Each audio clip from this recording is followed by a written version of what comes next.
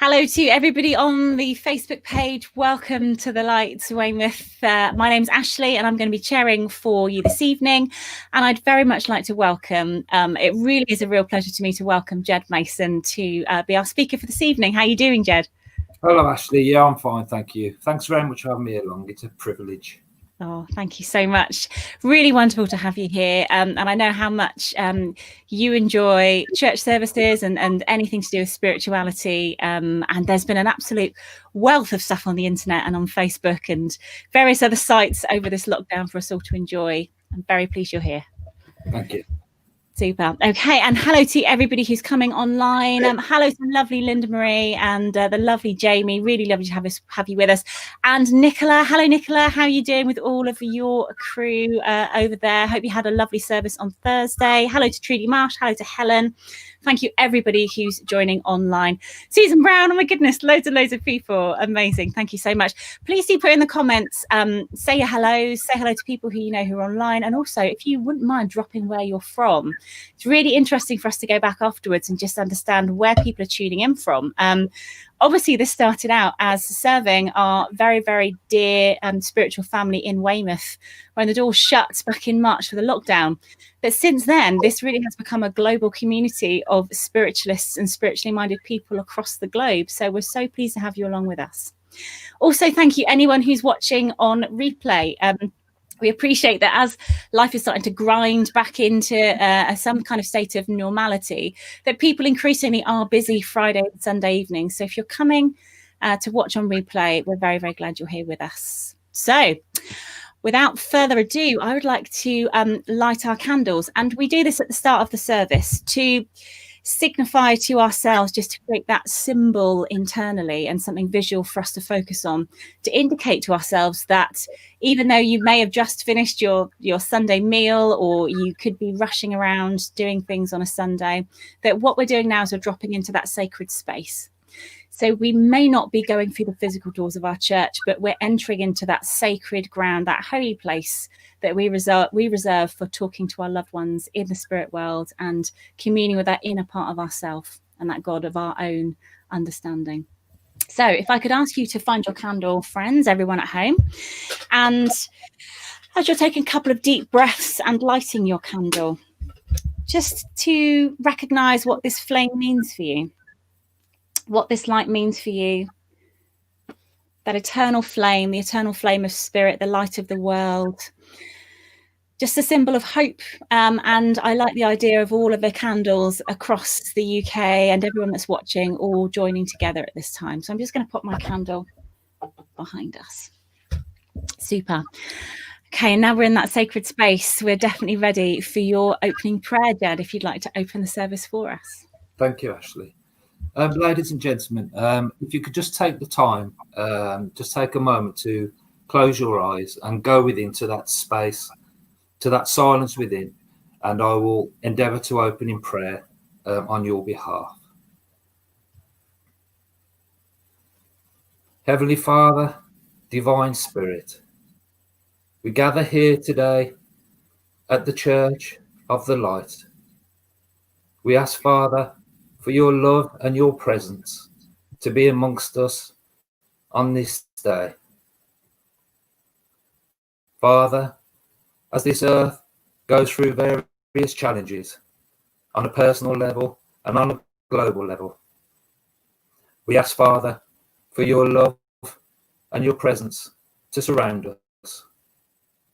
We ask for any fears to be removed. We ask for healing for the sick. And we ask for light on our onward journey. I personally ask my dear inspirers in the world of the Spirit to draw close to me at this time, so I may bring your words of upliftment and of love. In your name, Amen. Amen. Thank you so much, Jed. That was lovely. And now, friends, we're going to join together to say the Lord's Prayer, should you wish to, which is, Our Father, who art in heaven, hallowed be thy name. Thy kingdom come, thy will be done, on earth as it is in heaven. Give us this day our daily bread. And forgive us our trespasses, as we forgive those who trespass against us. And leave us not when in temptation, but deliver us from evil. For thine is the kingdom, the power, and the glory, forever and ever. Amen. Thank you, everybody. Amen to you all. And this is a point in the service that we dedicate to absent healing. And we increasingly know at this time just how important our thoughts and prayers are to go out, and the infinite intelligence of the spirit world to send those wishes from our heart to everybody that needs it, not only to physical people, people who may be in pain and suffering on the earth at this time, but also to those people that we know and love in the spirit world, so that their love and healing and growth and progression can continue in the world of the spirit. Also to all of those beautiful animals that we know in the spirit world, who we know and love as family pets, and also the animals on this earth plane. The power of the love of that healing. And so I'd like to invite you to just go to that quiet place, and I'd invite you to close your eyes if you feel comfortable to do that, as I read a short healing prayer, which I'll then put on some music for you to listen to send your own thoughts and love in that healing energy. And so, friends, we say our healing prayer. May you desire to be healed. May what is wounded in your life be restored to good health. May you be receptive to the ways in which healing needs to happen. May you take good care of yourself. May you extend compassion to all that hurts within your body and your soul. May you be patient with the time that it takes to heal. May you be aware of the wonders of your body, mind, and spirit, and their ability to return you to good health and a state of divine perfection. May you be open to receive from those who extend kindness, care, and compassion to you. May you rest peacefully under the sheltering wings of divine love and trust in this gracious and glorious presence. May you find moments of beauty and joy to sustain you. And may we keep hope ever alive in our hearts and our hands open for ways in which we are called to serve.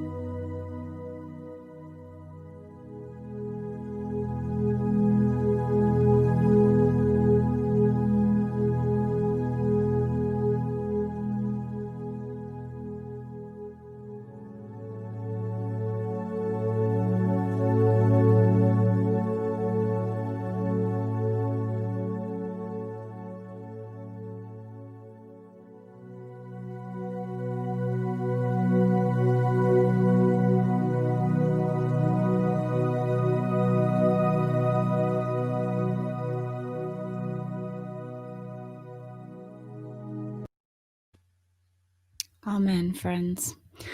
Thank you so much, everybody, for sending your thoughts out. We all know how important that prayer and that healing time is. So thank you, everybody, for joining. If you've just joined us, don't worry, you can go right back to the beginning again. All of our services are saved on our Facebook page for you to go back and watch them at your leisure on a replay. So don't worry, if you feel you've missed anything, you're exactly where you need to be at exactly the right time. In that vein, I'd like to hand over, if I may, to you, Jed, for you the reading you've chosen for us this evening, to be followed by your address.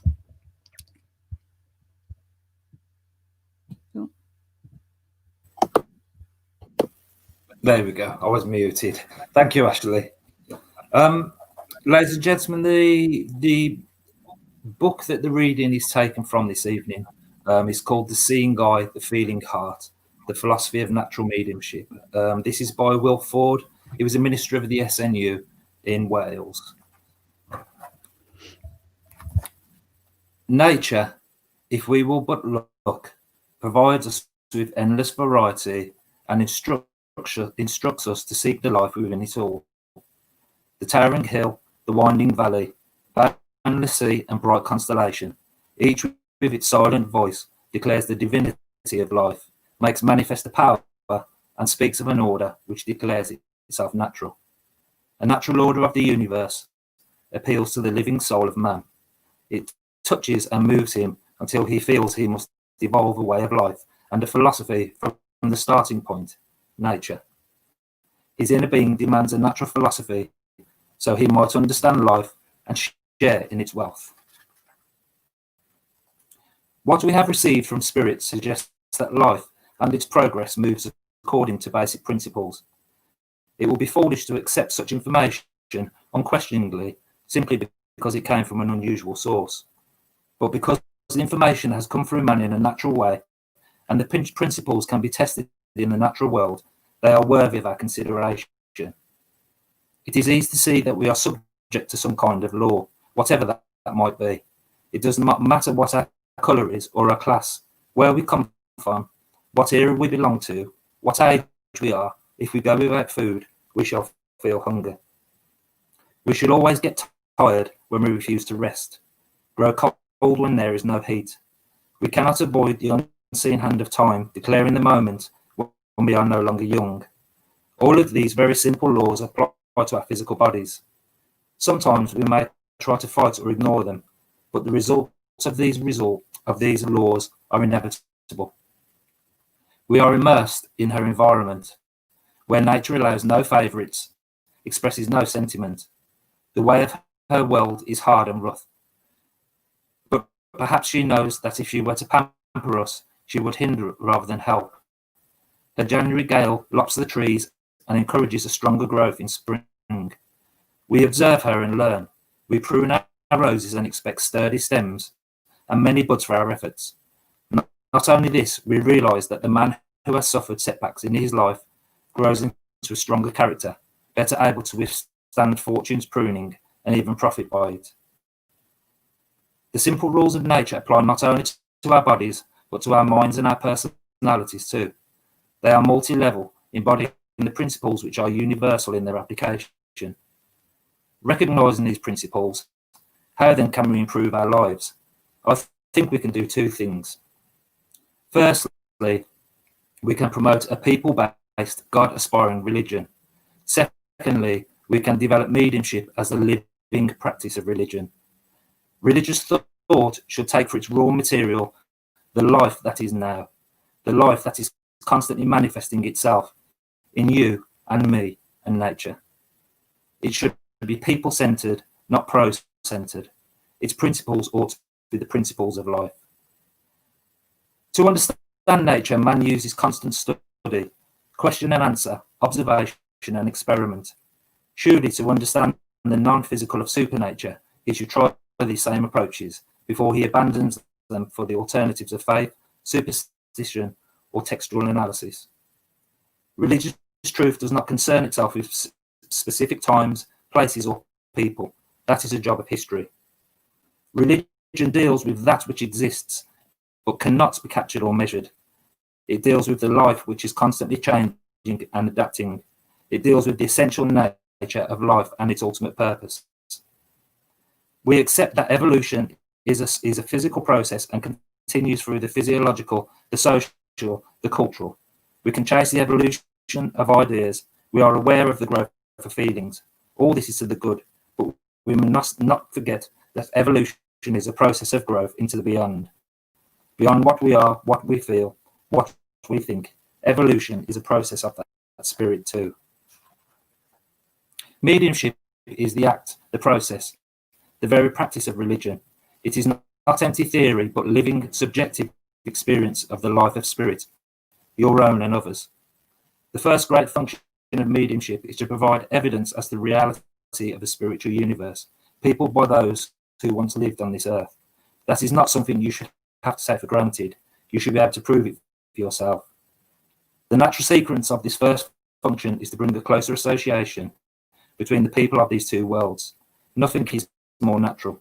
It is nothing more than the continuation of a natural law of unfoldment. It is as much a reaching out to the beyond as any other evolutionary adventure. We can trace its course through every grade and every realm of creation. We've already looked at the law of breathing. It is the first principle of creative life.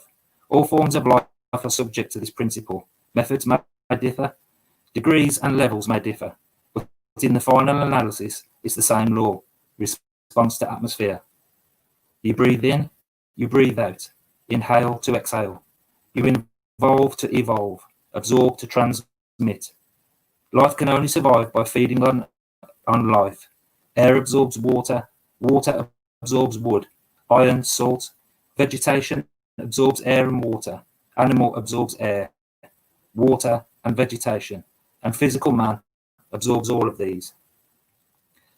But the law applies to all man's levels, so a mental man absorbs or breathes in by seeing, feeling or hearing. When mental man breathes out, he exhales thought, word or deed, and yet the being is not complete. The spiritual man must breathe too. The soul has to breathe to be spiritually alive. One must absorb and transmit the living breath and food of the soul.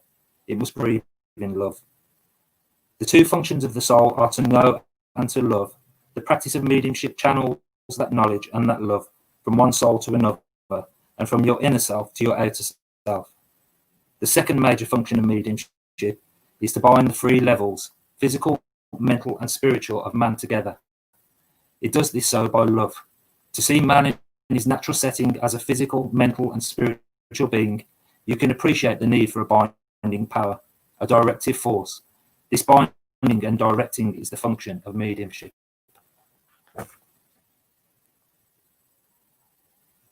Lovely. I haven't come across that book before, but yes. How did that inspire you? How did that move you? Well, first of all, that reading to me very much talks about the fatherhood of God, this great power that is manifest within all creation, within ourselves, within the physical world, within physical nature, and very much so within our hearts. Nature, to me, has always been an association for me with a greater, higher power. It was many years ago now when I was a young boy, and my father was quite a violent man, and my upbringing was quite traumatic in many ways with my dad.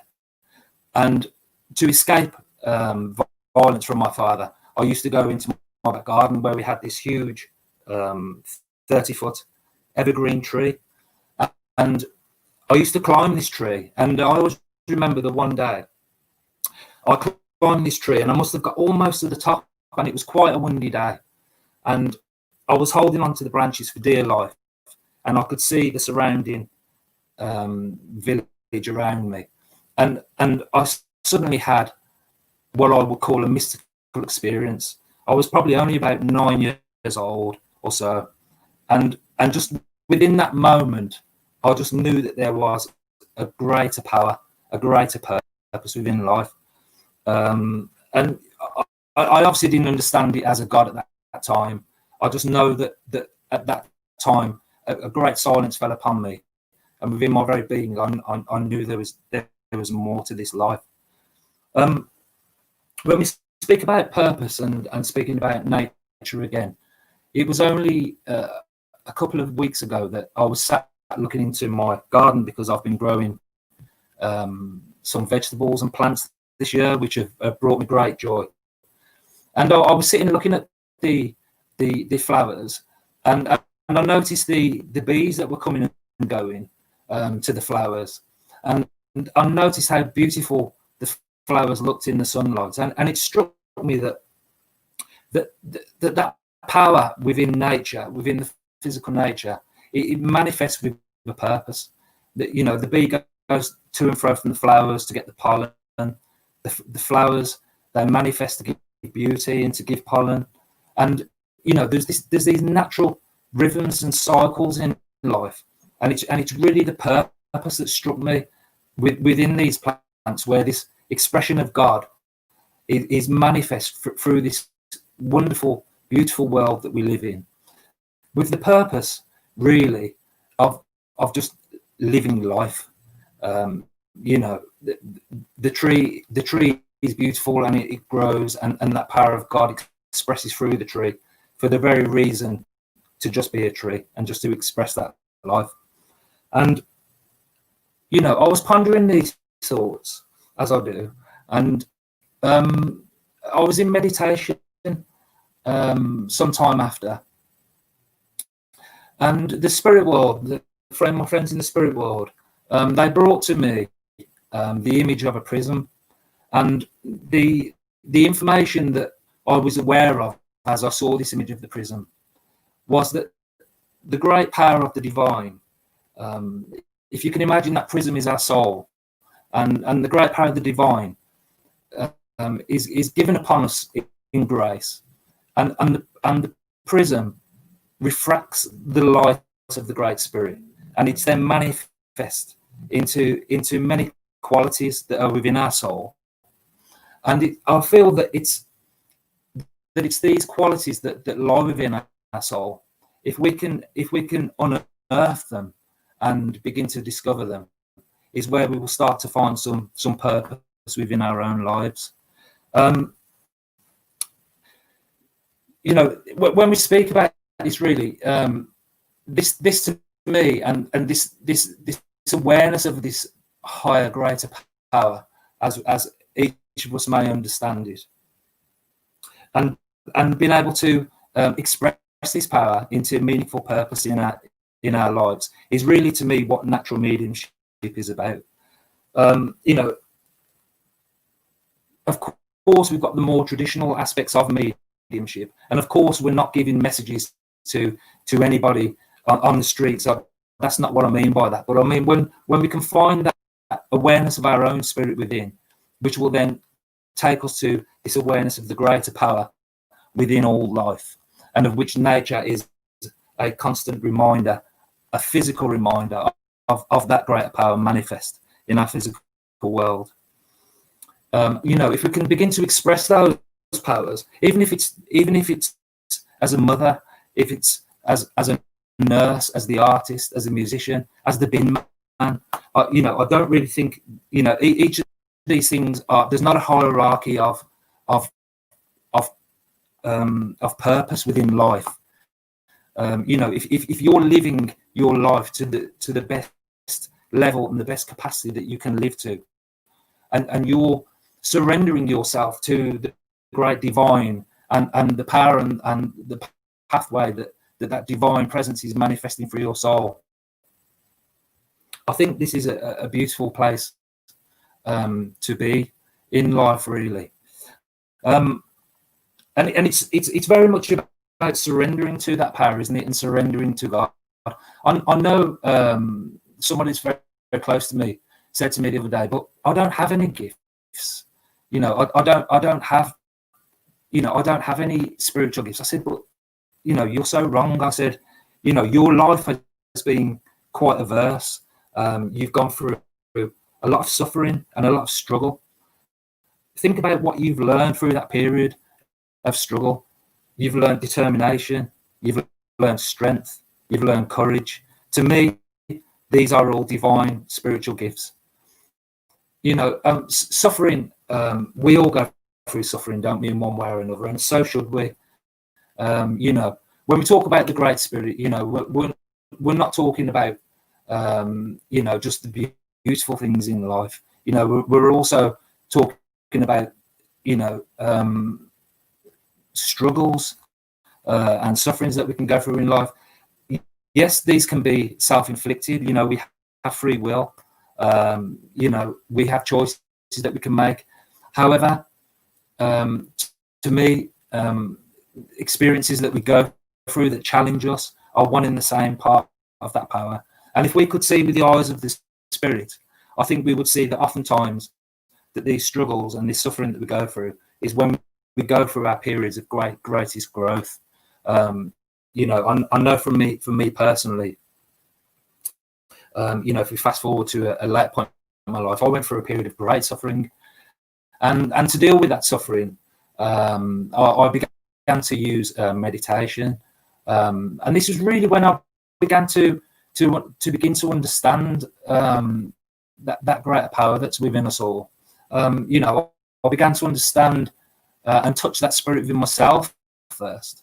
And funnily enough, I'd moved to the countryside at this time, and I didn't work for about 6 months during this period, and so I had a lot of time just to walk through nature. Funnily enough, and I'd spend a lot of time by the river.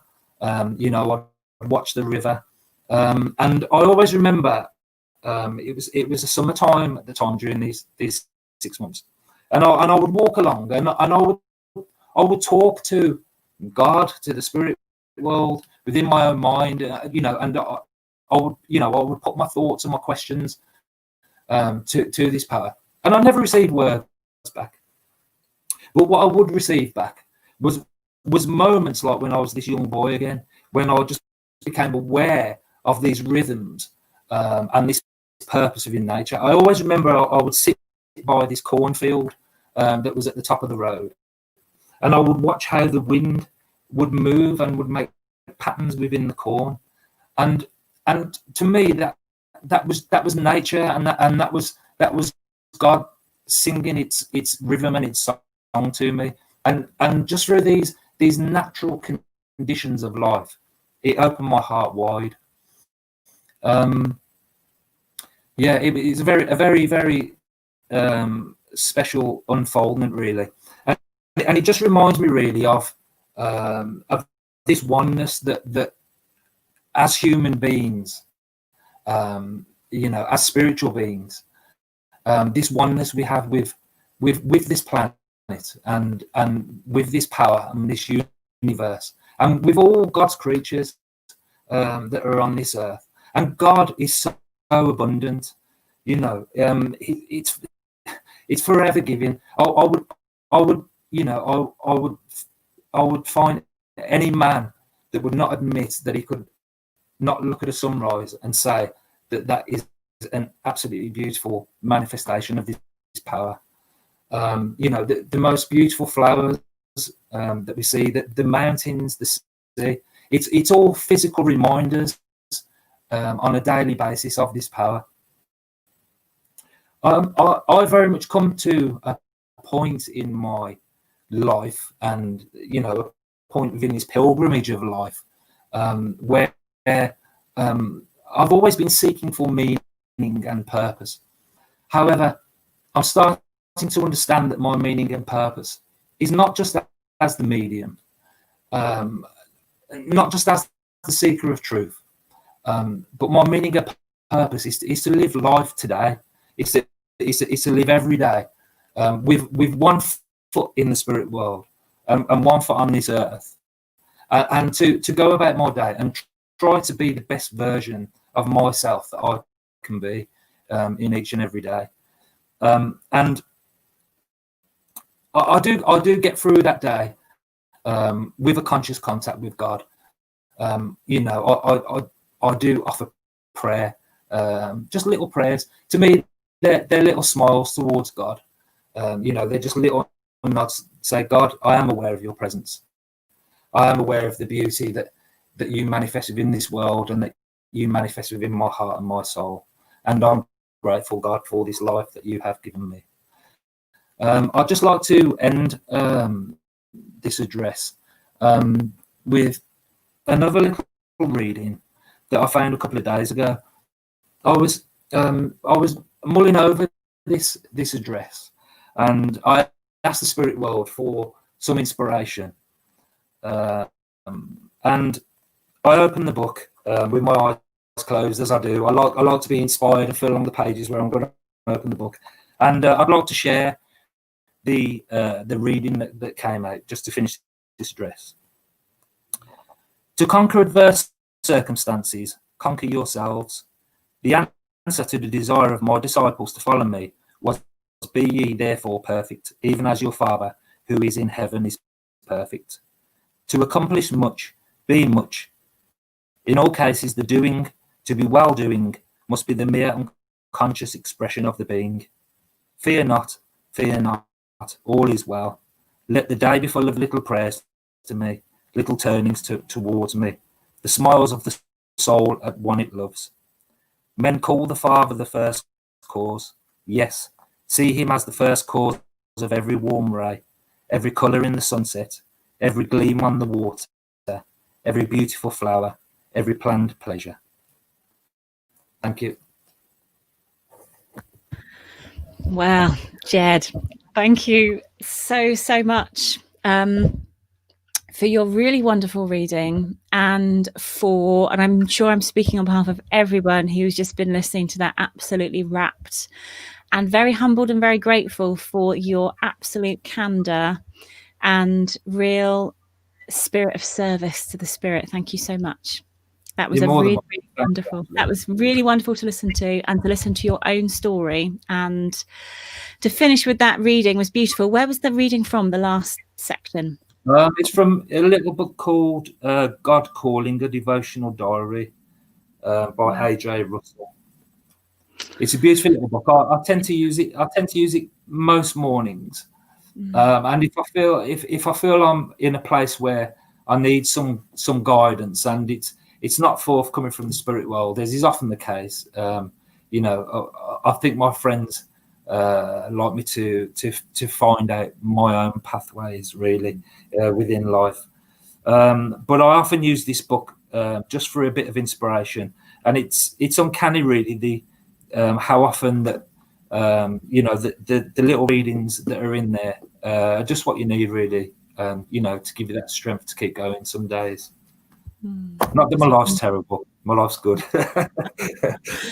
It's the mystery, and you know what, some of it is, I think some of it is part of the journey of the medium, and anyone who wants to walk in service with spirit, is that you are, whether that's by design or by evolution, somebody who tends to go deeper, and you've got to scratch deeper, and you've got to dig deeper until you hit that bedrock, until you hit that jewel that you can bring back up from the underworld with you, because that is how you offer such resonance of what you're saying. And it was very, very heartfelt. And gosh, anyone who is going through a really hard time at the moment, Jed, thank you so much for the healing and opportunity to be with you in that moment, and to transport us back to that mystical encounter that you had.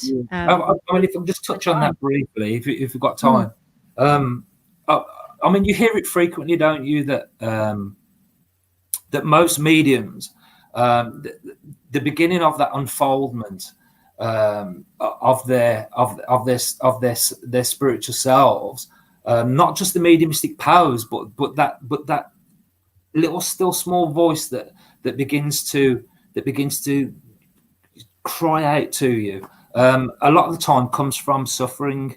I've certainly had a good deal of it, as everybody does within life, and it's this pathway of suffering, and I'm sure it never stops, but it's this pathway of suffering that like I say, that led me to a place where I felt I had hit a rock bottom, and I had nowhere else to go apart from to cry out from my soul to God. And it was once I'd found my own spirit within myself, and once I'd started to discover my own vulnerabilities, and once I started to chip away my own ego a little bit, and I'd got underneath that, and I'd started to feel myself as a pure being with vulnerabilities, and a place where I say, I give up. I do not know where else to go.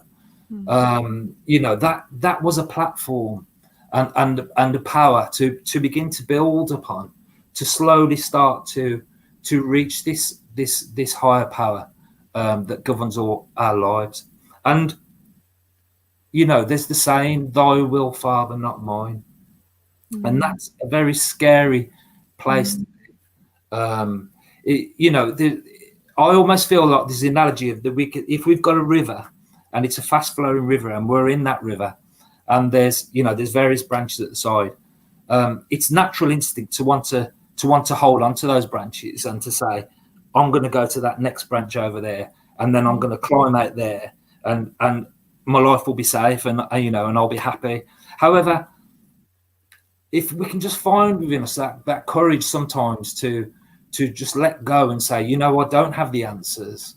I'm going to hand over to somebody else. And if we can find that courage just to let go of these branches and just to go with that current of life. Of course, as I said, we've always got our own choices that we have to make in our lives. It's not just letting go and giving up on life and saying, well, God will sort everything out for me.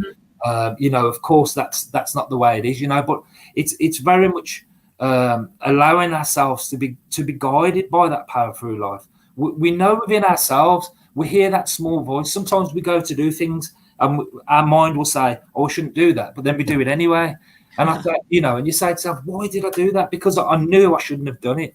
It takes quite a lot of courage sometimes to say, well, I'll listen to you, I'll trust you, I'll surrender to you, and I'll trust you that you know how to run my life better than I do, and that's what I've done within my life for a number of years now. And I can say categorically, I'm very much at peace with myself and with my life. And, that's it really. I'm good. How wonderful. Thank you so much. And that image that you just gave was a really powerful. You have a wonderful ability, and I'm sure everyone here who's watching this and taking part in the service is probably giving you a really mighty round of applause at the moment. But you do paint pictures with words, and I was immediately transported to the treetop swaying in the wind, to the field of crops kind of bowing in the golden light, and a really powerful image you've just planted with all of us of kind of lying back into the fast flowing river and just allowing yourself to float and be taken as a description of that trust, that just when you think you need to be paddling and grabbing onto the sides of the banks and swimming, flailing around in the water, actually just to release a little bit. And that's wisdom that we keep being told from the spirit world, isn't it? Just trust. Yeah. Thank you so much. Super. My goodness, it doesn't feel like long enough. 45 minutes this evening, and every Sunday does not feel like long enough. But thank you so much for coming and being our speaker this evening. I'm sure it will not be the last time that we see you in and around internet world or coming to a spiritualist church somewhere nearby along the South Coast. Thank you so much, Jed. Wonderful. Thank you. My goodness, so many wonderful supportive comments, and thank you everybody that has supported us this evening and has stayed to listen to Jed's wonderful, very heartfelt, very nature-based philosophy. You can see why it resonated with me so much, and also why I wanted to have him with us as our speaker this evening. Jamie Loving agrees, says you're a very visual storyteller and kind of painting those pictures. Leslie Connor, oh hello Leslie, really lovely to have you with us. Leslie Connor loves your work as well, and also Phil Shaw and Nicola and lots of other people are on. Thank you so much for joining us today. Goodness me. Okay, well, it's come to that time, Jed. I'm going to hand over to you to do a closing prayer. I'm just going to give a very, very quick notice that our medium for next Sunday will be the wonderful Adam Berry, who I'm very much looking forward to having him as our speaker next Sunday. That'll be Sunday the 23rd of August from 6:15 till 7 o'clock, live on the Facebook page. Please do come and join us for Adam. He's a wonderful ambassador for the spirit world, and again, someone who loves spiritual philosophy and the discussion of spiritual concepts, with a very interesting story. And he's also going to be my guest over on my Facebook page, Ashley Oliver, spiritual worker, for our regular Friday night Q&A, very informal. It's over on my page, and that's 6 till 7 on Friday evening, every Friday evening, talking to some really interesting people. Notice is done. I'm going to hand over to you, if you don't mind, Jed, for our closing prayer. If you don't mind helping us out with that. That's fine. Thank you. Ladies and gentlemen, if you could once again just join me in that peace and that silence as we come together as a fellowship on this day of this service. Loving divine Spirit, how great thou art. Father, thank you for your love and your divine presence and your healing that you have brought upon each of us during this service today. Father, your words have been the guiding light that have come through my mind, and I was able to share with these people here. Father, for that I say thank you. May each of us go through our days knowing that the presence of God, the presence of our loved ones, our helpers, and our divine inspirers walk next to us each day as we leave footsteps in the sand. Amen. Amen. Thank you so much. Goodness, what a wonderful service. Given me so much to think about. It's been an absolute joy to have you with us, Jed. Thank you so much. And the first time you've served our church, like I say, I'm sure it won't be the last time. Thank you so much for your wonderful work for Spirit this evening.